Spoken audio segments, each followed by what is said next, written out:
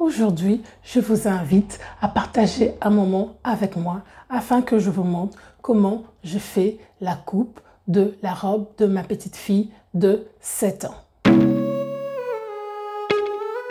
Bonjour à tous, bienvenue dans Notion de couture. Pour ceux qui sont là pour la première fois, moi c'est Christelle Bondoko. Ici on parle mode et couture. Si cela vous intéresse, activez la cloche.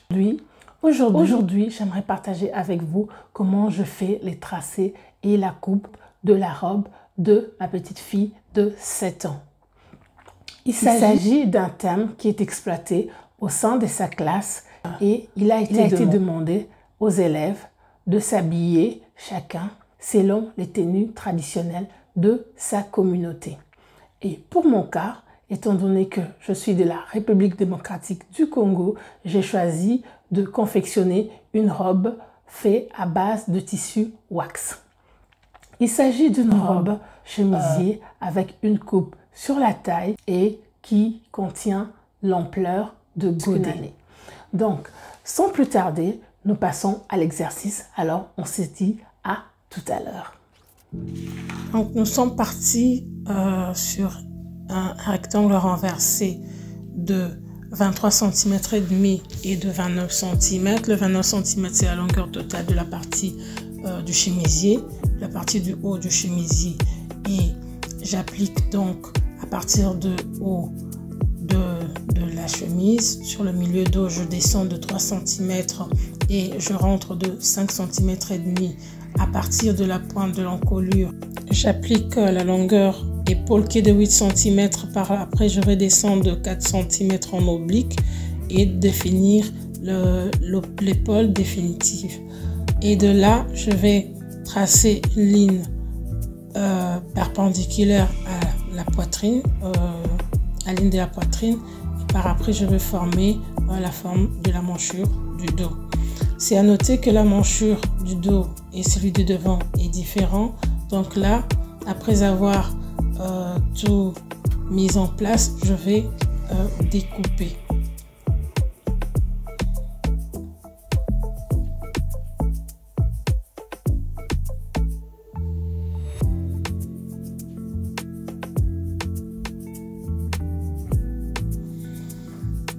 Donc juste avant de découper, je suis en train de marquer les débuts de l'épaule devant qui sera normalement un peu plus bas que l'épaule du dos, où je mets déjà l'emplacement du repère pour pouvoir décalquer lors du tracé.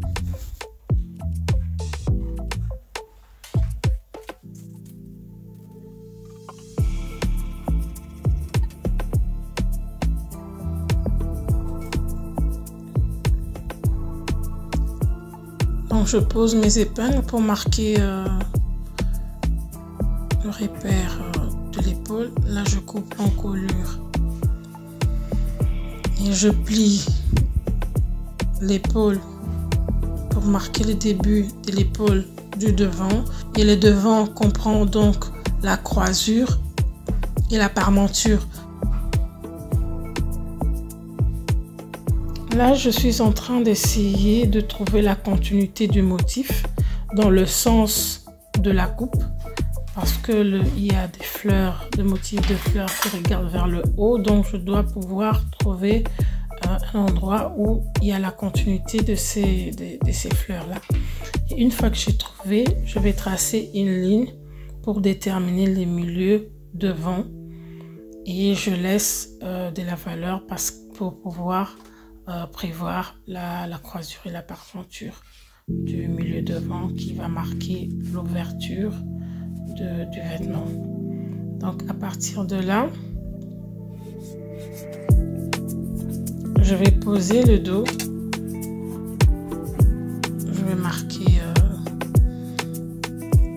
l'emplacement du contour de l'épaule déjà, et c'est à noter que à partir de la ligne du repère de l'épaule qui sera retrouvée à partir du dos, je vais donc descendre sur le milieu devant de 4 cm marquer le début de l'encolure du devant et je vais essayer de faire correspondre la partie de l'épaule en parallèle avec les milieux devant pour ensuite former la forme de l'encolure devant. Donc partant de la pointe de l'épaule jusqu'au milieu devant. Et une fois que j'ai fait cela, le reste du vêtement sera tout simplement décalqué à partir du sous-bras. Parce que la manchure du dos est également différente de la manchure du devant. La manchure du devant sera un peu plus creuse. C'est pour ça que sur le dos, j'avais pas encore découpé le contour de la manchure pour pouvoir mettre l'emplacement de la manchure du devant et le découper par après de façon très différente. Donc nous voyons que la manchure de devant du dos est un peu plus haut, celui du devant sera un peu plus bas. Là je suis en train de vous montrer, donc je vais par après couper jusqu'au niveau du sous-bras pour bien correspondre les deux parties dos et devant afin de faciliter l'assemblage.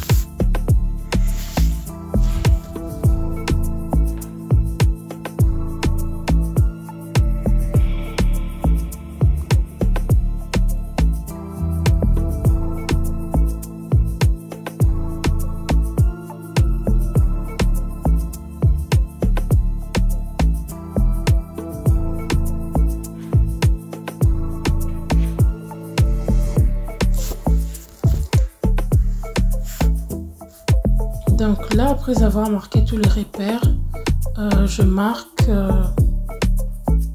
également les valeurs de couture. Et juste avant, je vais marquer les lignes horizontales de la poitrine. Et celle de la taille, elle est déjà plus bas, elle est bien marquée, mais celle de la poitrine est indispensable pour pouvoir retrouver la coïncidence au niveau du sous-bras dos et devant. Donc là, je vais, tel que je vous ai dit, au niveau de l'encolure, descendre de 4 cm et une largeur de 5 cm et demi qui a été calculée par rapport au contour cou. Et la longueur épaule a déjà été déterminée à partir de la pliure de celui du dos où j'ai mis les repères pour pouvoir correspondre à celui de devant. Donc là, je vais maintenant passer à la coupe.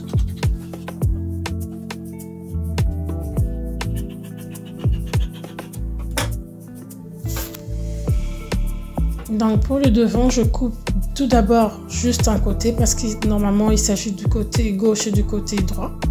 Donc je coupe d'abord un côté. Pourquoi je coupe un côté? C'est parce que je suis obligée de correspondre le motif afin d'obtenir la continuité au milieu devant lors de l'assemblage.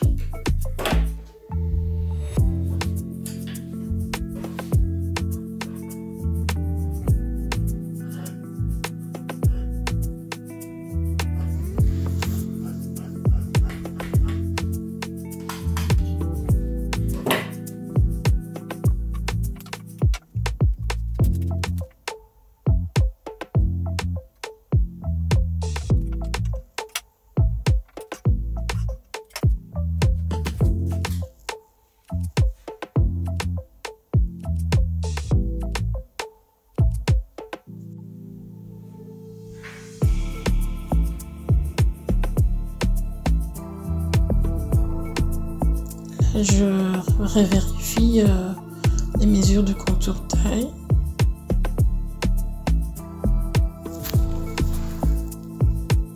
Pour être sûr d'avoir prévu les valeurs de couture suffisantes. Donc voilà, là, je vais maintenant découper le contour de la manchure. Je revérifie également la longueur de l'épaule. Donc ici maintenant, après avoir fini avec le dos, je passe au devant sur le côté droit. Là, c'est le côté gauche que j'ai coupé. J'ai pris le soin de couper à l'endroit. Donc, vous voyez comment je suis en train de correspondre les motifs. Et je rabats la partie devant sur l'autre côté parce que j'avais déjà prévu une ligne vers le bas afin de bien trouver le repère qui correspond et qui fera la continuité du motif même après la réalisation de la croisure.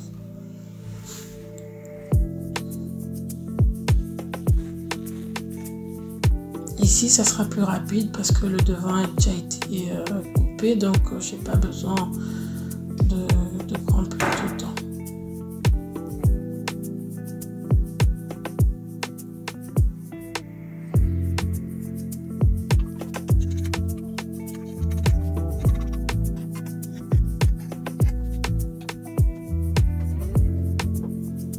Donc là, c'est celle que je suis en train de plier, c'est la croisure. La croisure et la parmenture. Donc après avoir fini, là je découpe un empiècement. C'est un modèle de la collection que j'ai créée. Donc j'ai pris un détail. Là j'utilise le tissu calicot pour orner les vêtements. Donc ça sera au niveau de poignet. Là je suis en train de couper le poignet. Du poignet de l'empiècement dos et un empiècement devant qui correspond au modèle que j'ai créé et du col également. Donc j'utilise le tissu calicot parce que je souhaitais plutôt utiliser du raffia, mais j'ai pas du raffia avec moi ici, alors c'est le seul tissu qui a une couleur qui se rapproche du raffia. Donc là je prélève le contour taille x2 parce qu'il y a également l'ampleur de pli creux qui sera sur le milieu, les deux côtés des extrémités du devant et du dos. Là j'applique la hauteur partant du bout de la pointe de la pliure du tissu que j'ai fait en foulard et je rapporte parallèlement la longueur de la partie jupe aussi. Et enfin, je suis en train de faire la coupe. Là, je mets les repères pour les deux plis creux qui vont se trouver de deux côtés, du dos et du devant.